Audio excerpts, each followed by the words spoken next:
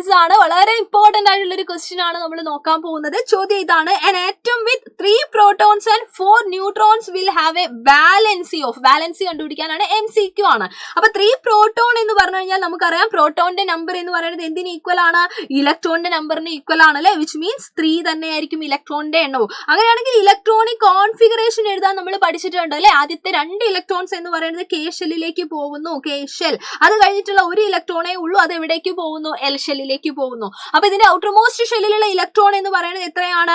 1 ആണ്. അപ്പൊ ഇതിനെ സംബന്ധിച്ചിടത്തോളം ഇത് സ്റ്റേബിൾ അല്ല. ഒന്നെങ്കിൽ ഈ പറയുന്ന 1 ഇലക്ട്രോണിനെ ഡൊണേറ്റ് ചെയ്യണം, ലോസ് സംഭവിക്കണം, അതല്ലെങ്കിൽ 7 ഇലക്ട്രോൺ വേണം ഇതിന് അല്ലെ. അപ്പൊ 7 ഇലക്ട്രോൺ എന്ന് പറയുന്നത് ഇറ്റ് ഈസ് നോട്ട് പോസിബിൾ. അതുകൊണ്ട് തന്നെ ഈ 1 ഇലക്ട്രോണിന് ഇത് എന്ത് ചെയ്യുവടാ?